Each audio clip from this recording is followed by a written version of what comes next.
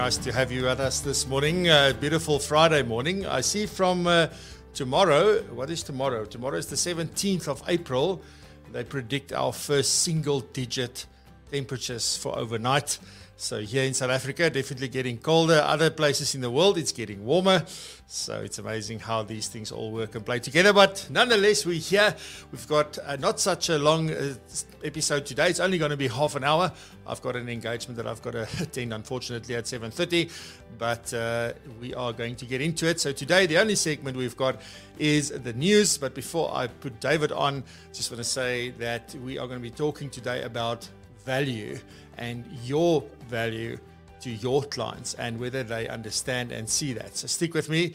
It's an interesting one. So looking forward to sharing that with you. But on that note, let's go to David in the news studio.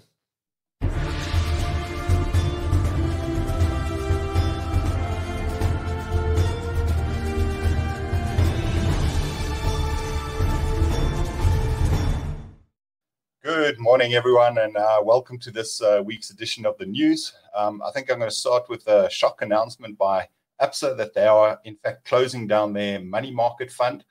So that is the Unit Trust money market fund that will be closed down by the 6th of July this year. The reason given by Absa was that after surveying clients, they found that many of the clients thought that this was like a bank account and the capital was actually guaranteed and the returns guaranteed by Absa Bank, which is not the case because it was a unit trust. And therefore, they're giving the clients the option to take their money and move it to another account, or within 90 days, they will be transferred into the Absa Bank investment account and no longer the unit trust. So again, if you have any clients in the Absa Bank money market fund, the unit trust fund, this is an opportunity to start engaging with your clients and talking to them about that. Then in the other news, news from SARS, it seems like SARS is again becoming an employer of choice because they have several vacancies that they've advertised and they've received over 88,000 applications for those vacancies, of which 15,000 were internal. So we are seeing a case of people are looking for jobs. They are out there. SARS did issue a press release that's saying, government cannot create the jobs alone. And it is really an area we need to focus on as a country. So they are looking for people in information technology, data management, order and risk. So again, we are seeing SARS rebuilding their capability and some of the capability that was lost during the state capture. So those are the headlines for you to check. And then what I really want to focus on in this news is some of the releases from the FSCA this week, and they were enforcement actions and sanctions issued against companies. So in the first case of the sanctions, there were 3 different companies that were investigated and were fined 20,000 Rand each. And the reasons for those sanctions is non-compliance with the Financial Intelligence Center Act. So in all 3 cases, after a visit from FSCA, it was found that these companies did not have their risk management and compliance program in place, as well as staff weren't sufficiently trained on FIC. So again, a warning out to the financial planners and the FSPs out there. The Financial Intelligence Center Act is a very important act, and ensure that you have your risk management plan in place and you are training your staff on that, because that is an area that FSCA is looking at. And like I say, 3 sanctions were issued. Then there were a lot of enforcement actions issued by the Financial Services Tribunal. All of these cases that were issued were actually dealing with debarment of representatives. So in the one case, a representative was debarred because she certified a document without seeing the original. And again, under the honesty and integrity, she was not using her Commissioner of Oath status correctly. So again, if you are a Commissioner of Oath, very important to make sure that you do use your Commissioner of Oaths correctly. If you are certifying documents, you can't do it unseen of the originals. Then there were about 3 cases where there were issue of fraudulent policies. And again, this was cases where the advisors were trying to earn commission. In some cases, they were issuing policies with their own bank details on it. incorrect client contact details. They were circumventing the compliance function in their businesses. And in all these cases, the tribunal actually upheld the debarment. So again, very important. I think there is some desperation coming in from times. I don't know in this day and age how people think they can get away with falsifying signatures because there's a lot of focus on that. And in all those cases, the cases were upheld. The last one issued by the tribunal was a case when an employee was debarred again due to dishonesty.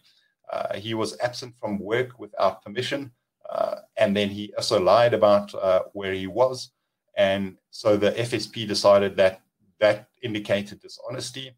In this case, the tribunal actually set the case aside, the debarment aside, and said that this labor relations issue, they didn't find and they weren't convinced that the conduct was serious enough to justify a debarment. So again, those are some interesting cases coming out from the FSCA. And then the last bit, again, some useless facts for your dinner parties. So we know the English language is full of idiosyncrasies. It's quite a complicated language, but very interesting. The word dreamt, according to the Oxford Dictionaries, is the only word in the English language that ends with MT. So I've looked at this and I can't think of another one. If you find it, let's prove the Oxford Dictionary is wrong. But again, thank you for listening and enjoy the rest of your Friday and your weekend. And back to you in the studio, Francois. Awesome, David. Thank you very much. You must have a fantastic weekend, and I'll see you or someone from your valley next week. So have a good one, and thanks. I appreciate it. Perfect. Thanks a lot. Bye-bye. Yeah, I don't know why we always wave. Like, it's just natural, I guess, because we can see each other. So hi to all of you and bye to David. There we go. So with that, let me get into the main topic for today, which is the value of your financial advice.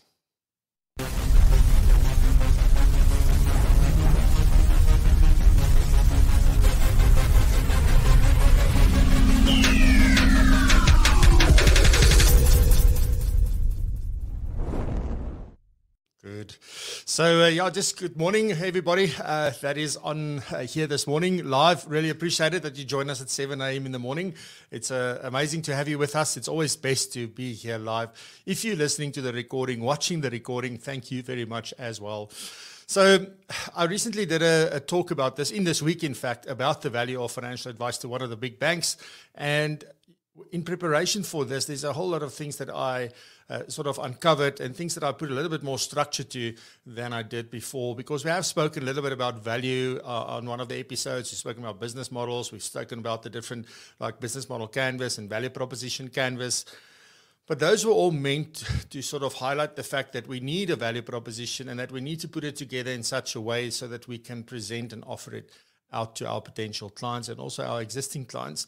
But there's a lot that we need to do in terms of this, because simply doing that is not enough. And so I came up with this, and I want to share this with you in about 20 minutes. So let's see how this goes. All right. So I'm going to use some slides for you. So if you're listening to the podcast, you're welcome to head on over to the Propulsion Learning YouTube channel, and you can view this as well. But it'll be easy to follow, so don't worry if you're running or walking or doing something like that. It'll be fine. All right, so in terms of financial, or when we talk about the value of financial advice, the big question is really, what is value? And we know that value is really subjective.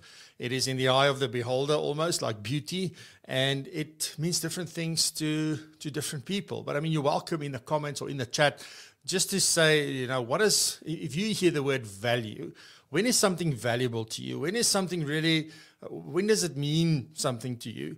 When do you attach that? And again, you need to use the word value, but it's not just something. There's something more to that thing. Like when does that happen for you?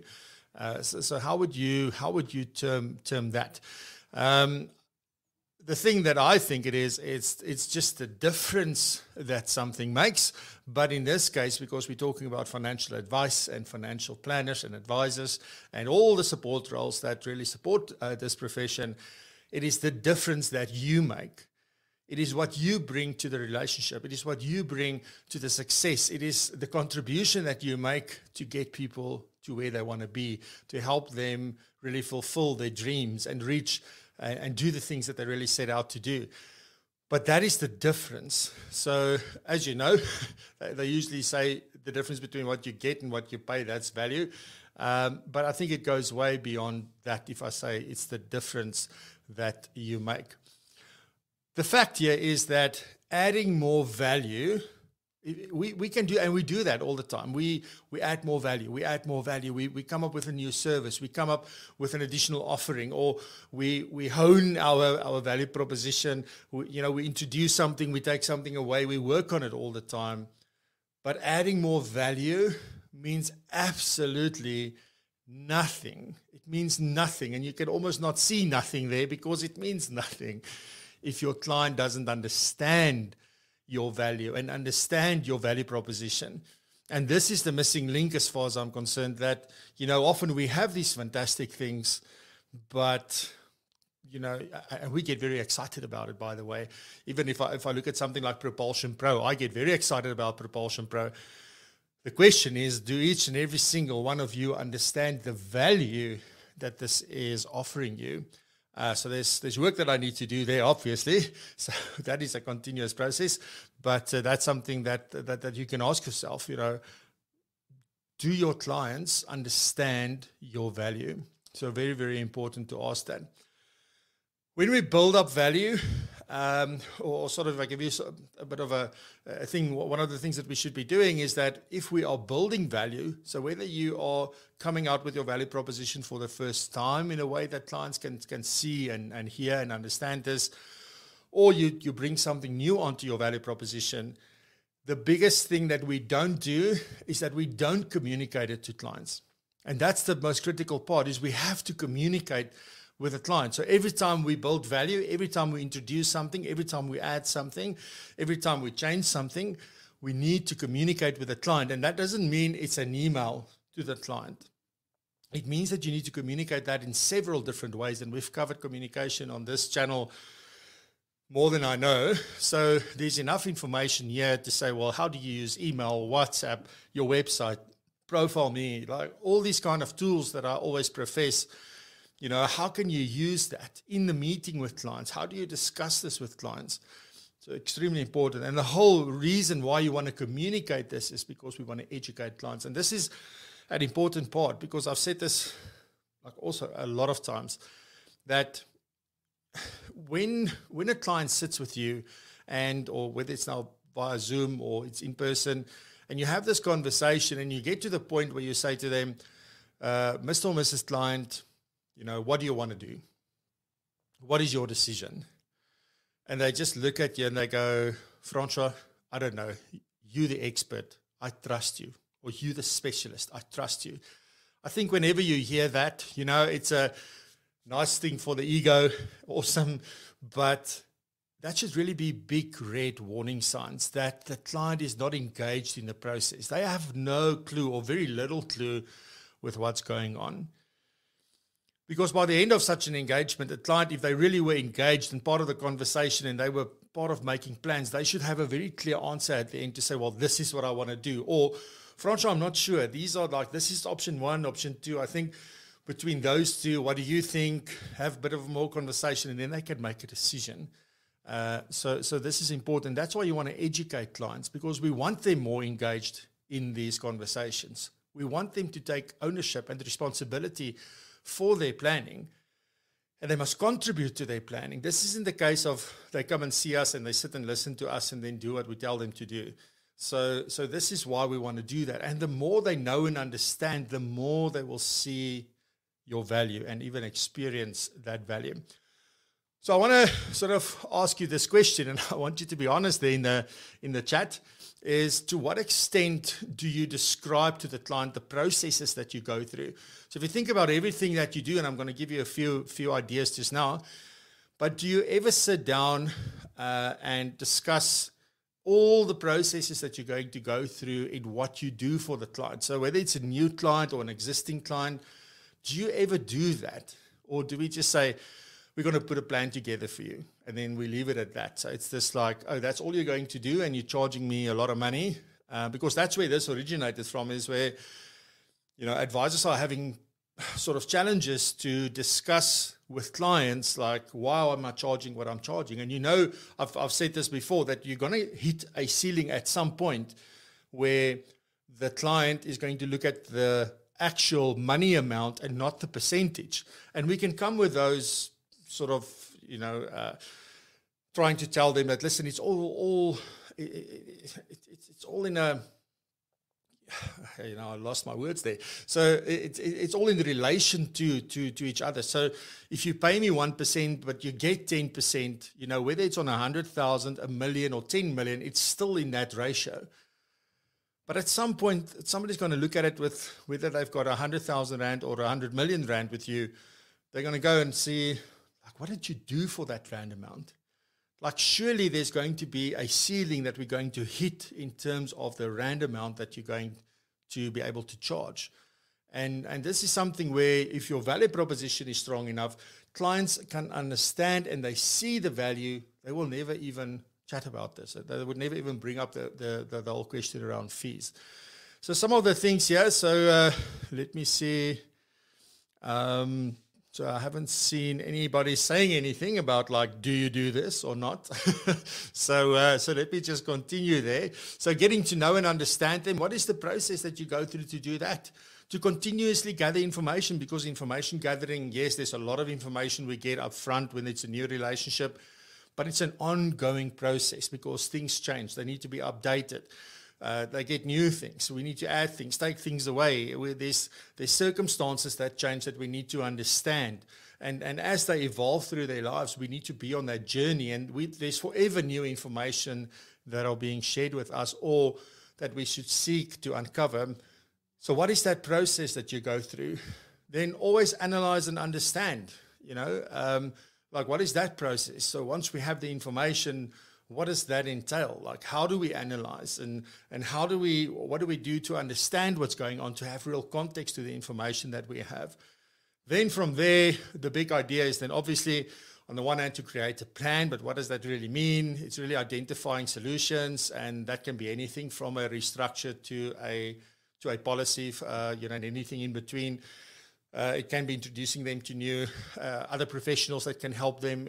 There's so many things in terms of a solution, but it's basically creating a plan and then linking those solutions to what it is that we uncovered during the analysis and understanding the information. But what does that process really look like? And also, that is actually also an ongoing thing. Then, what do you and your staff and your team go through in order to implement some of these recommendations that the client decides to go forth with?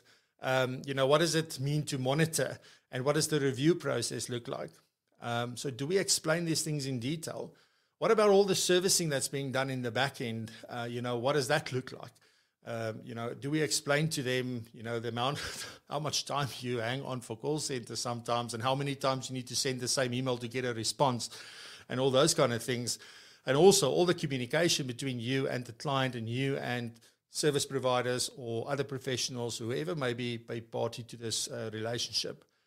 And then the other thing that I don't think we share with clients is what we need to do in order to stay up to date with what's going on, making sure that we at the cutting edge of where we are and where things are going. So all of that. So there's a lot of questions there, and that's not all of them. But do you describe the processes that you go through and that you use in order to do all of this for them? Because if they can see a whole list of things, and let me sort of give you a sort of 3-step, 3-phase process that you can follow in order to build value.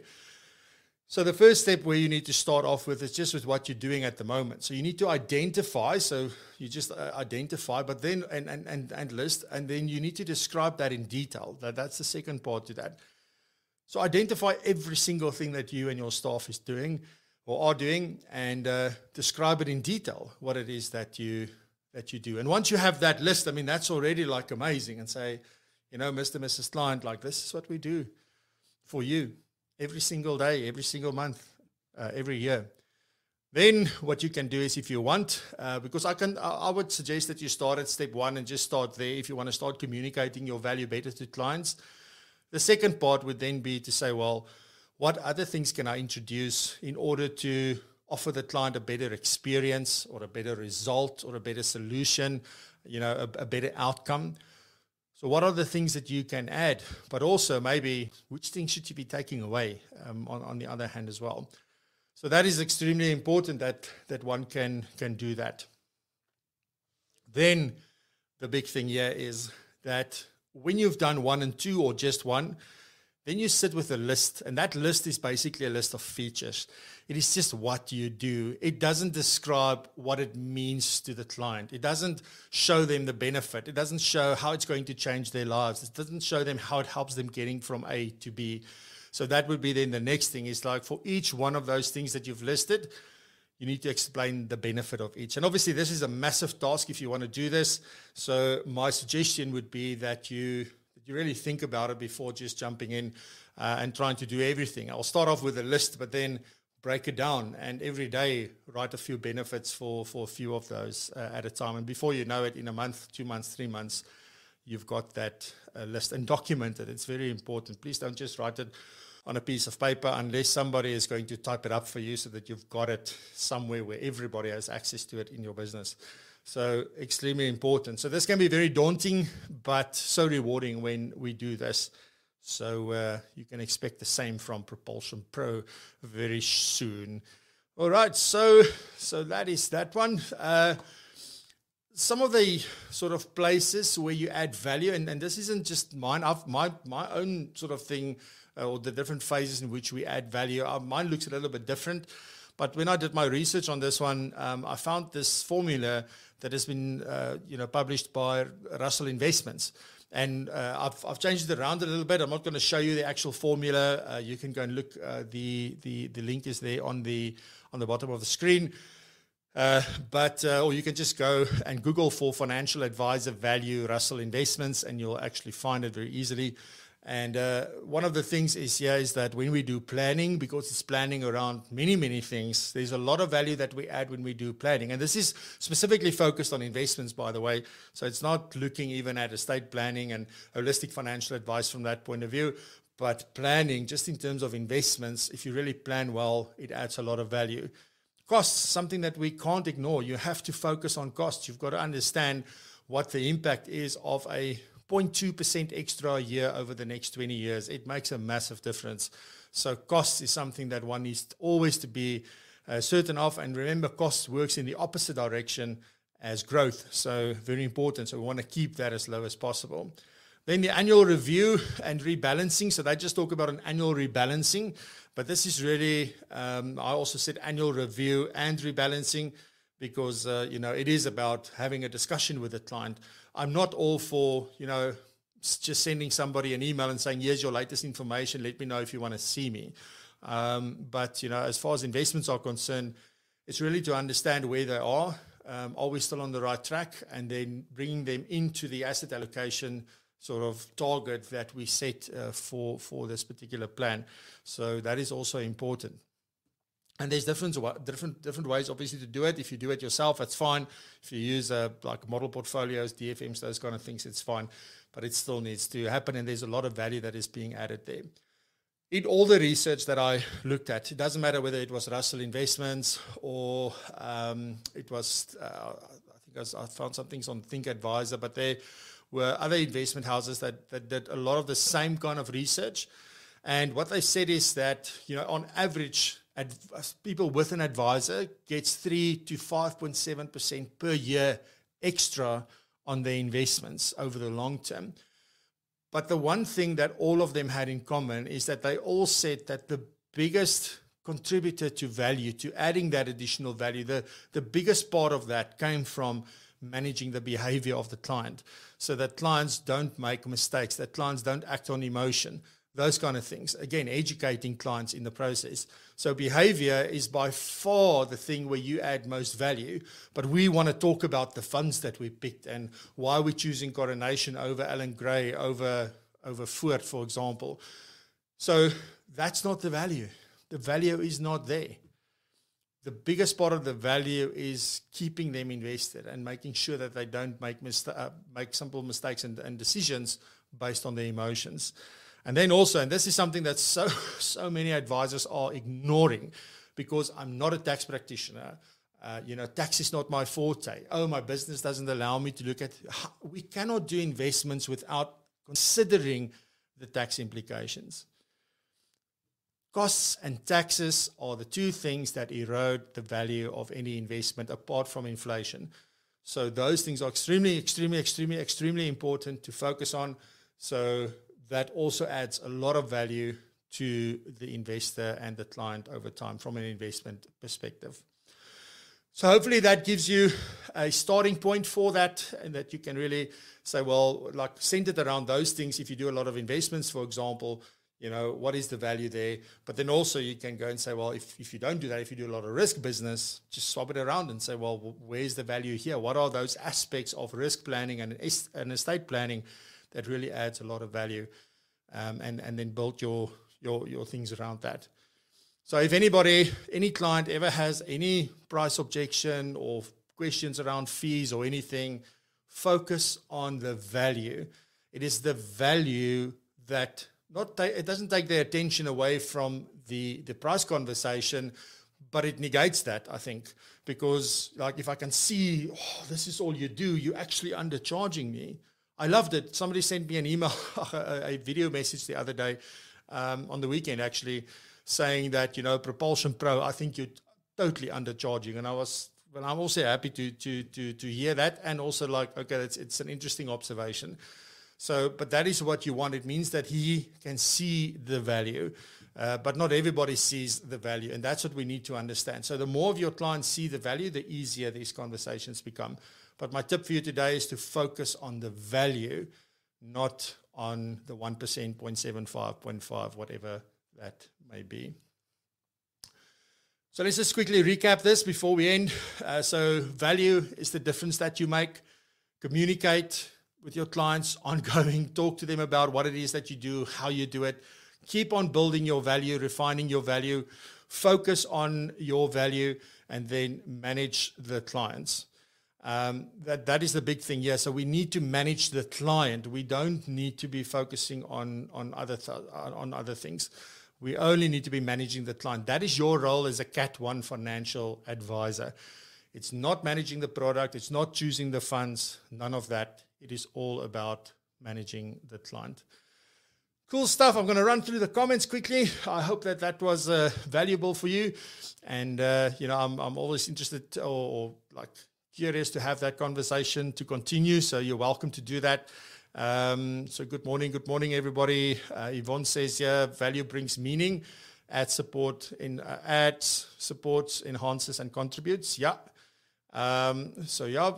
Wayne is asking the question, value versus quality. I think they go hand in hand.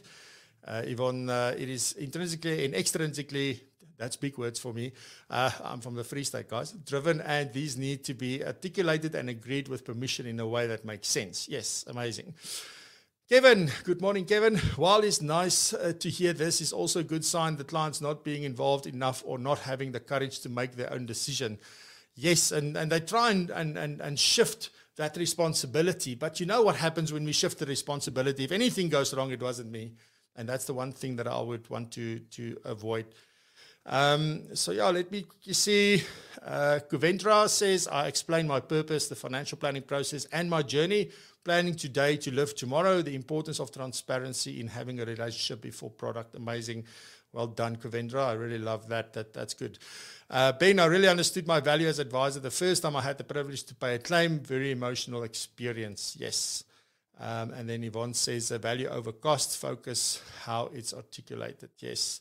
Alrighty, ladies and gentlemen, thank you very much. I need to run to my next session. Have a good one. Thank you very much for being here. Next week, I have none other than, where is this picture? Let me just bring it up. Mr. Hugo van Zyl is back on the show. Excuse me. I'm very, very excited to have Hugo back. We're going to be talking about the latest exchange control changes, as well as some tax updates and a whole host of other things. For those of you that know Hugo, he is an avid speaker. So really looking forward to that, to having him next week. So don't miss it. Friday, the 23rd of April at 7 a.m. live right here on YouTube and LinkedIn. Thank you very much. Have a fantastic weekend. I appreciate it. And we'll catch each other soon.